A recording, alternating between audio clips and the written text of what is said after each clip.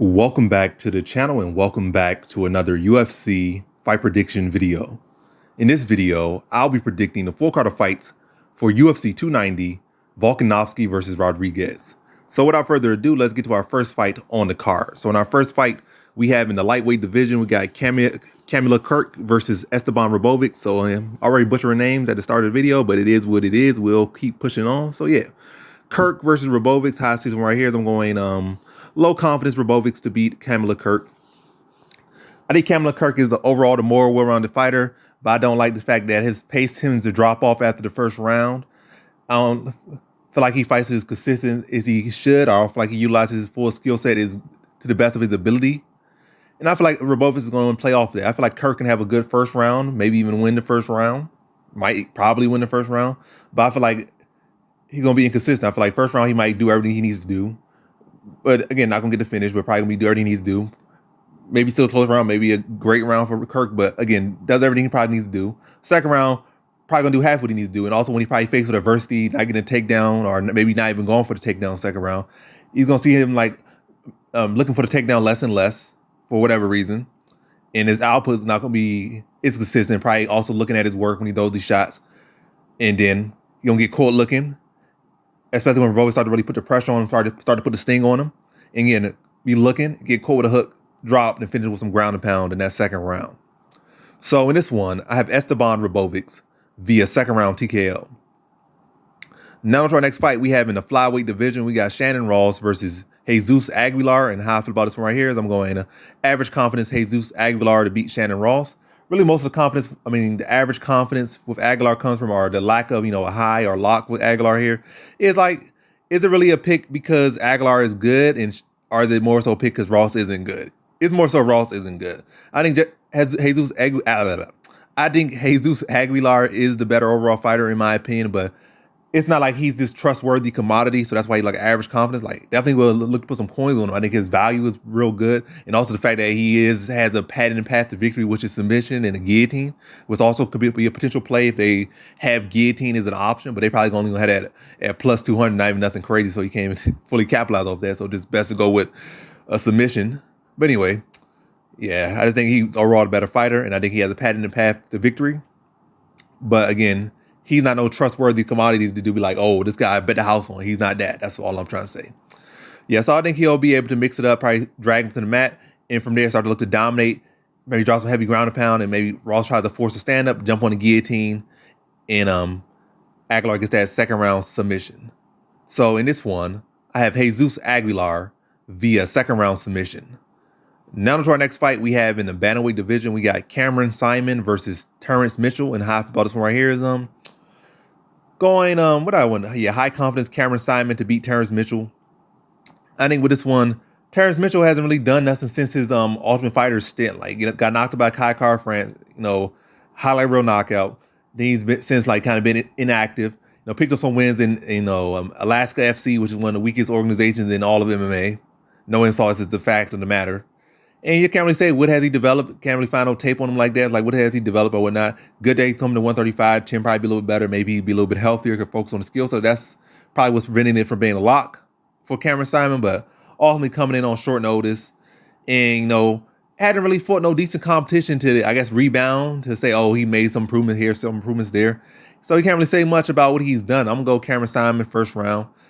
Just going to see him be able to close that distance. Also, he won't have the same usual height advantage against most opponents. He usually be 5'10", fighting guys 5'2" and 5'3". But now I'm fighting Simon, who's bigger, stronger, and not taller than him. 5'8" versus 5'10", but more mass, more size on him, more power. And I think Cameron Simon's going to make him uncomfortable, put the pressure on him early, and be able to get him away early or put him away early. So in this one, I have Cameron Simon via first round TKO. Now to our next fight, we have in the light heavyweight division, we got Vitor Petrino versus Marcin. And how I feel about this one right here is I'm going high confidence Vitor Petrino to beat Marcin. I just feel like Marcin is a very limited fighter. He's like a T-Rex with no chin. Got these big old legs. He'll slam these kicks into you, but he got no hands. No chin, no hands. And I think Petrino's bigger, stronger, younger, more well-rounded, more versatile. and I think he'll be able to close that distance, and he won't be like a shorter fighter like William Knight, going to be sitting on the outside getting kicked and blasted with leg kicks and body kicks and head kicks all day. He'll be able to walk him down, touch him with big shots, and it won't take him as long to reach him. Matter of fact, definitely with the hands, he should be able to reach Piresino before Piresino could reach him with any hands. Kick's going to be a little bit of an issue, but I feel like Petrino should be able to close that distance pretty easily, or without much issue. I'm not going to say easily, but without much issue, should be able to close the distance. And should be able to find his chin of Piresino pretty early and pretty often. And I think he's able to get Piresino out in the first round. So in this one, I have Vitor Petrino via first round TKO. Now to our next fight, we have in a catchweight bout at 130 between Edgar Chairez versus Tatsuro Tyra. And half of those right here is I'm going Tatsuro Tyra, lock confidence to beat Edgar Chairez. Yeah, I don't really see no real angle for Chairez to win. He's like more so a grappler, and Tyra is just a much, much better grappler. You can say, oh, Chairez is big, Chairez is this, Chairez is all of that. To try to, make it seem like a little bit more interesting, or try and make it seem like it's not to lower your confidence in this pick, but lot confidence. Probably the matter of fact, really probably my most confident pick in this whole card, because Chairez is just a lesser grappler. That's all it is. And short notice, and coming in here, potentially being a bigger flyweight, even with a 5-pound catch weight, I still think it'll be hard for him to cut that weight. And also, I just think the talent is not nowhere near where Tyra's talent is. I think Tyra submits him in the second round. I think also the weight cut will affect him as well, which will help the second round sub be even more of a confident play here, because, typically guys that coming in short notice, cutting a lot of weight, they have some steam for the first round, be big and strong and whatnot in the first round, but they don't have the time to condition themselves to cut the weight as well, and then be able to go 3 rounds with that. So because you really got one good round and you got to make that work and hope for that upset in that first round, or you're going to fizzle out. Then that second round, you be live, be alive. You be, I don't know, you on the chopping block in the second round. You be prey, be vulnerable in that second round for a second round sub. And a lot of times that's what happens when these guys come on short notice. A lot of times they get finished in the second round. That's almost say with that one. So yeah, in this one, I have Tatsuro Tyra via second round submission. And now to our next fight, we have in the light heavyweight division, we got Jimmy Crute versus Alonzo Midfield 2. So Crute versus Midfield 2. How I feel about this one right here. I'm going average confidence Crute to beat Midfield in the rematch. I think Crute showed that he was able to get Midfield down without great issue in the first fight. Midfield was able to get back to his feet sometimes, but Crute was able to get a lot of time on control time in that fight. And even after getting hurt, was able to score takedowns and control him. I feel like who won the majority of the fight was Crute. Midfield won moments, like he was able to hurt Crute and have him rocked and stuff. But who was able to win the majority of the minutes was Crute, and I feel he's a younger, more well-rounded fighter. I think now that he's getting his rematch, I think he'll be able to make the better adjustment, where I feel like Midfield's going to kind of come in here the same. He's going to try to make some small adjustments. And also Midfield, well, I'm not going to get into that. But anyway, I feel like Crute's going to be able to make the better adjustments, and he is the more well-rounded fighter. And he did win more of the minutes in that last fight. Again, Midfield won moments, but Crute won minutes. So I feel like Crute will be able to win these minutes, and I feel like he's going to look to score takedowns mixed up for the most part. Don't play too much on the feet. Look to score takedowns and really just grind the clock out and beat Midfield by decision victory. So in this one, I have Jimmy Crute via decision. Now to our next fight, we have in the women's strawweight division, we got Yasmine Yaragui versus Denise Gomez. And how I feel about this one right here is I'm going low confidence Yasmine Yaragui to beat Denise Gomez. I just feel like Yasmine Yaragui does not deserve this. I think right now is she's minus 375. I think when I did the quick pick, she was minus 400. So it shifted like 25. But still, it should be like minus 100. That's where it should be at. It shouldn't be no minus 200, shouldn't be no minus 300, and definitely not no minus 400. Minus 375 should not be none of that. Because she hasn't really shown nothing to really deserve that those odds. But hey, people gonna give it to her. But very close matchup here. But ultimately, I'm leaning Yasmine Yaragui because I feel she's the much more technical striker overall. But she does gotta make her entries a little bit more cleaner, and she gotta be a little bit more defensively sound when she's on offense. But defensively, when she's moving her feet, doing her head movement, like not throwing no punches, maybe working on the jab a little bit more, she's good. But when she's looking to crowd your space and really dope flurries on it coming in, like is the aggressor approaching, she's very open for her hooks. And Denise Gomez definitely got some power. She definitely got some decent hooks, and she can catch her. But again, I think Yasmine Yaragui overall is the more cleaner fighter. I think she's gonna fight with a different approach. I think in the Stella Nunes fight, she did fight with that style of approach for a specific reason, because she knows that Stella Nunes is a fighter that just phased heavily in the second round, so she was stylistically more aggressive or game plan to be more aggressive that fight. But I think in this one, she'll fight more defensively sound in this one and won't be as willing to just let her hands go, or at least not leave as big of openings to, like, again, be aggressive as possible, because she doesn't need to be in this fight. So she'll be a little bit more defensive focused, use better footwork. And also, I think with that footwork, she'll do well to not get pinned against the cage by Denise Gomez and be able to circle, work her jab, and not get her back stuck against the cage as well. And yeah, work behind the jab, use lateral motion, and yeah, to not get stuck against the cage, and also not be such an easy target to be hit or clinched up. And I think she'll be able to outwork, outgrind, outbox Denise Gomez to a decision victory. But close fight, I think. So in this one, I have Yasmine Yaragui via decision. Now to our next fight, we have in the welterweight division, we got Jack Delamentela versus Josiah Harrell. And how I feel about this one right here is I'm going high confidence Jack Delamentela to beat Josiah Harrell. I just feel like Harrell not really showing me nothing super impressive about him. Like, he's a decent wrestler, but is he like, does his wrestling stick out in the UFC? It does not, or at least from what I've seen. Level competitions, very amateurish for the most part. But again, he's a younger fighter. He's building up his resume and whatnot. It's not like he's some guy like, oh, I'm established and I'm trying to, like, I deserve to be in the UFC and I deserve to be ranked high. It's like, nah, he's a guy who knows he's coming here. And the only reason he's getting this shot is because he's stepping in on short notice. So he knows that, and everybody knows that. But yeah, I just feel like he's not quite UFC caliber yet, or at least not to the caliber he needs to be jumped in as far as he is. But I guess this is going to be the fight that's going to get him in the UFC. But I don't see this fight he's going to win at all. High confidence Jack Delamentela. And again, I feel like his skills need a lot more polishing, in my honest opinion.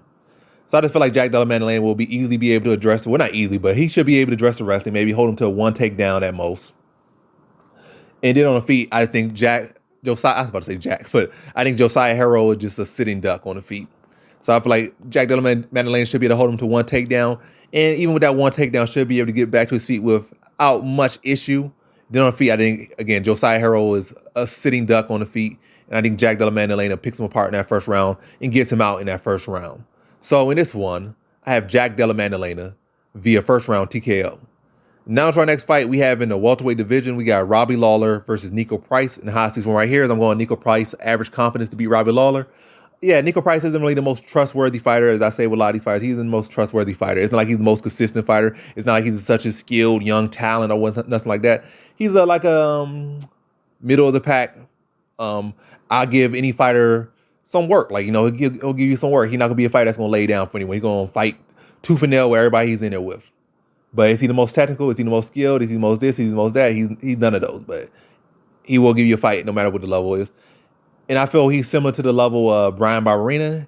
And for that, I'm going to say like a second round TKO for Nico Price. I think Robbie Lawler, is coming in, he's like in his 40s now.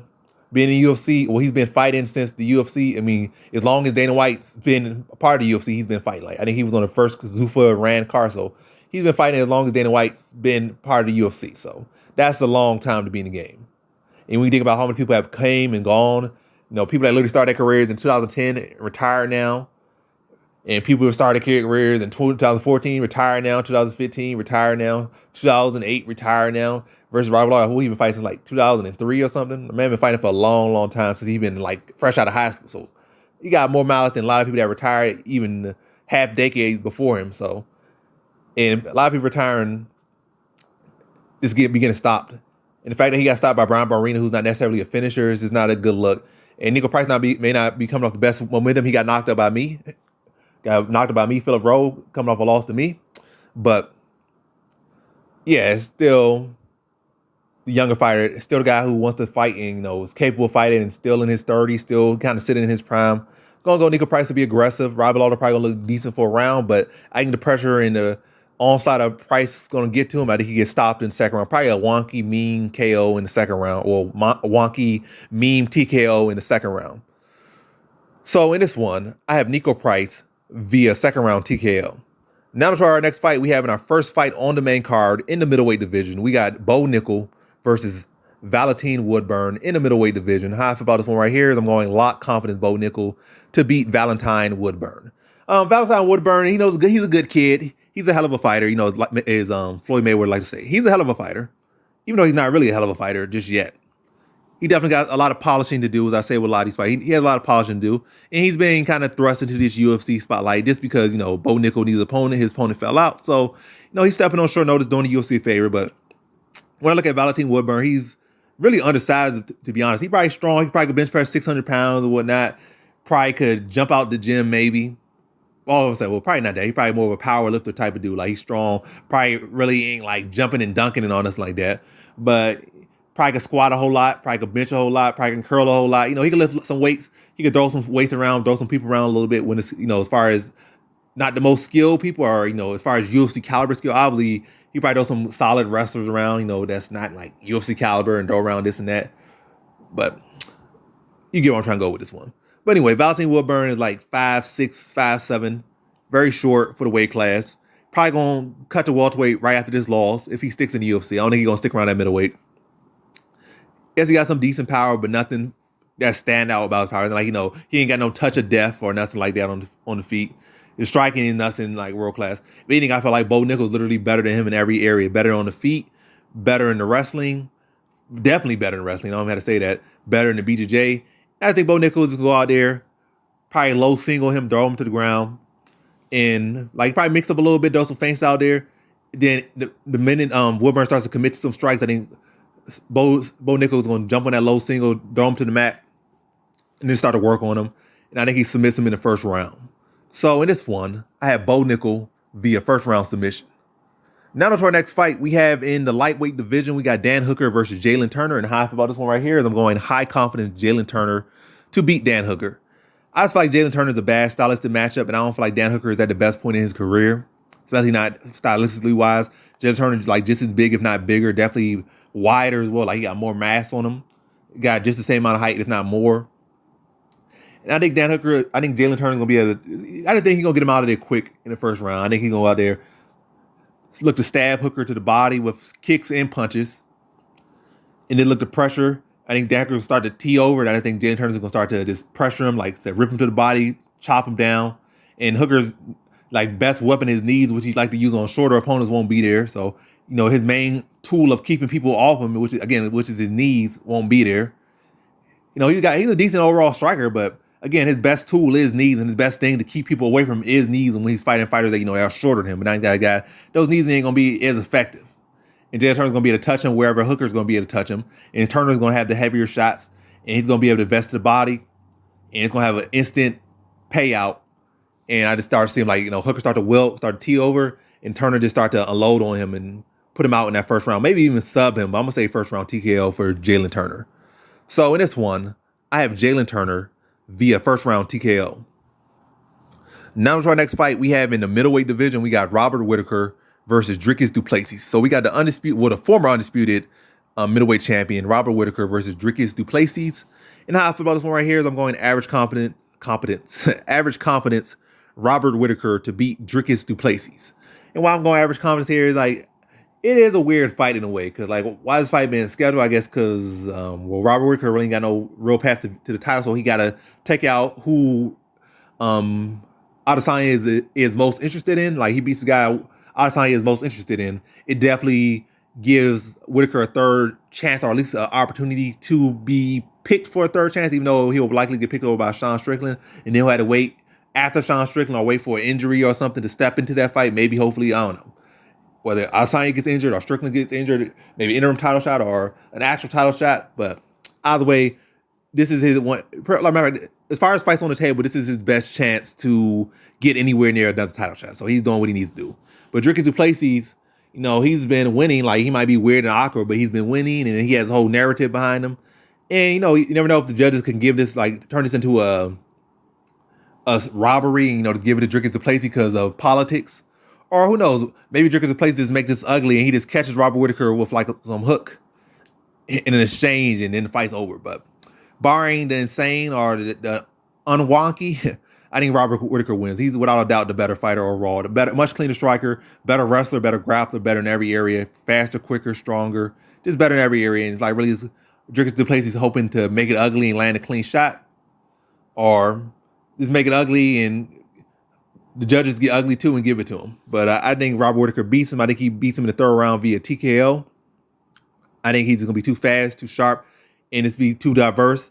And I think, with Jerky Duplessis having 100% cardio, I mean, not 100% cardio, but 100% oxygen breathing now, a fully functional nose now, I still think he's going to start to get fatigued. It's not just going to be due to this is him just not being in the best condition. I think he's going to be in great condition, but I think Robert Whitaker just breaks people down. He's just so fast, so sharp, so technical, so crafty out there. He's going to be hitting Jerky Duplessis. He ain't going to have no answer to it. And just having a full functioning nose ain't going to improve his technique. His technique is the way it is because that's the way it is. Like, he's going to be able to work harder and do more, but his technique still ain't going to be awkward. And I think Robert Whitaker just going to be able to tag him up, outstrike him, outwork him, and just break him down over the course of the fight and then put him away in the third round. So in this one, I have Robert Whitaker via third round TKO. Now to our next fight, we have in the co-main event for the undisputed flyweight title, we got Brandon Moreno versus Alejandro Pantoja 2. They fought 2 times prior, but one time was on the Contender Series, was on the Ultimate Fighter. But this is their second official fight. So Brandon Moreno versus Alejandro Pantoja 2. And how I feel about this one right here is I'm going average confidence, Alejandro Pantoja to beat Moreno yet again in the second time professionally. So how I feel about this one, again, I just said it, how I feel about it. But I just think Alejandro Pantoja is like the excellent foil to beat Moreno. I feel Moreno, even though a lot of people like say his striking improved this, improved that, I still feel like Moreno isn't the most technical striker, but he does bring intensity, he does bring insane pace, and that makes up for his lack of technique, and that can confuse some people to think like, oh my God, this guy's such a technical striker, which I don't feel he is. I mean, he's a champion. He obviously has enough skill to hold his own with anyone's weight class and such. But again, I don't feel like he has the most polished striking. I feel like Pantoja can hold his own with him on the feet. Obviously, he don't want to have a fight where he's going to fight Moreno for 5 rounds, just swinging and banging with him. He'll lose that fight. But I think he'll be able to mix up in the grappling. I think he'll be able to hold his own with Moreno on the feet in like, in spurts. But then also be able to mix in his takedowns in there to throw Moreno off. And again, draw those scraps out, but also use the initiation of those scraps to set up takedowns and again make Moreno overcommit and then drag him to the mat. And also Moreno's not just a one-dimensional fighter. He'll look to mix in takedowns as well. And I think Pantoja, in any of these grappling exchanges, whether it's Moreno scoring a takedown or Pantoja, I think Pantoja will be able to turn those grappling situations to his favor, whether it be his own takedowns or whether it be Moreno's takedowns. I think he'll be able to reverse position, and secure the top position, maybe even take his back. And I think that's going to be a big part of this fight. I think he's just a better grappler. And I think he has a good style to beat Moreno. And I think he'll beat Moreno again. I think it'll be a good back and forth fight. But again, I felt Pantoja will be able to mix in the grappling, whether it be due to his own takedowns or Moreno's takedowns, and be able to use those to his advantage to look to wear down Moreno, bust him up on the ground, and start to, really wear on him and make him carry his weight. And then in third round, I feel like he's going to be able to drag Moreno to the ground easier in that third round. Be able to take his back, probably have him bust up for some cuts, wearing some damage in that third round, and be able to use that blood to get underneath his neck and tap him out in the third round. So in this one, I have Alejandro Pantoja via third round submission.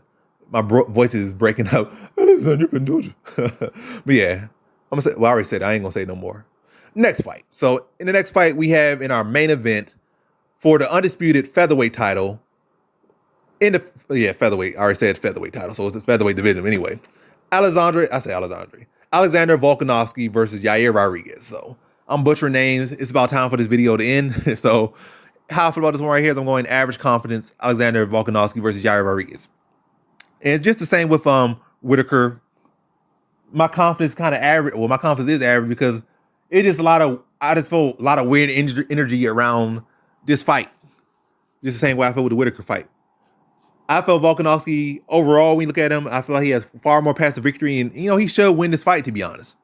Like I said, he should win this fight. I'm picking to win, and I feel he should win this fight. But Yair Rodriguez is just like such an unorthodox fighter. And Volkanovski does seem to have a weakness to kickers, and Yair Rodriguez is a kicker. But also Volkanovski is taking this fight very seriously. I guess he's such a cerebral fighter, so he knows that kicking a lot of times is his weakness, or he's most vulnerable to kick. It's not really boxers. It's not necessarily wrestler, grapplers, especially not ones at his own weight class. It's more so probably these more unorthodox fighters. And also he does not defend kicks the best. I'm not saying he defends them poorly, but he doesn't defend them as well as he does boxing. Now you got a guy as weird as Yair Rodriguez, who will have this length, who has all these unorthodox kicks and combinations. upward elbows that can knock you out. The guy is just very weird. So that could be an issue for him. And all it takes is one. Volkanovski has a lot of heart, but I don't think he has the best chin. He could get hit by shots and recover, but you get hit with something you don't see, and your chin already not necessarily the best. Like say, you get knocked out cold. Don't care how good your heart is. You get slept. You can have the best heart in the world. You can have 9,000 heart on the video game. You get caught by a flash KO, you out. And he don't got Holloway's chin. Holloway got like a brick head. So Holloway took a couple of those weird upward elbows and weird kicks and shins to the chin because the man got a brick head. Volkanovski got a decent chin, but I still feel I would say he's more on the chinny side. But I'm talking too much about the potential of Yair to win. But I think Yair has a great chance to win. And he is a full well-rounded mixed martial artist. He could definitely hold his own everywhere. But I still feel his best opportunities all rely on the feet. Even if it's on the ground, it has to start with on the feet. Like him hurting Volkanovski on the feet will set up submissions. But this pure submission game, grappling game, don't really have a path to victory. It all requires something special happening on the feet. But ultimately, again, I'm leaning to Volkanovski to win this one. Just feel like he's the better overall fighter. I feel like Yair will make it interesting early and will make it interesting throughout the fight as long as he's in it. But I think Volkanovski will be able to crowd him and eventually be able to catch these kicks and pressure and look to drag Rodriguez to the ground.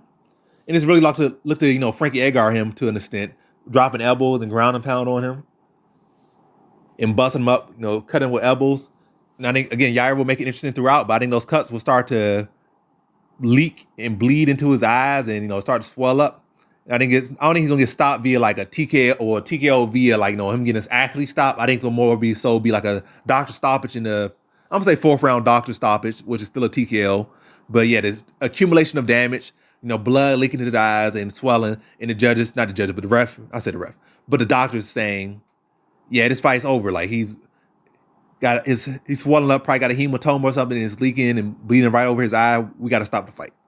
He's taken enough damage. So 4th round stoppage via doctor stoppage, which is a TKO as well, or hopefully a TKO. So in this one, I have Alexander Volkanovski via 4th round TKO. And that concludes my fight predictions for the full card of fights for UFC 290, Volkanovski versus Rodriguez. And as always, thanks for watching.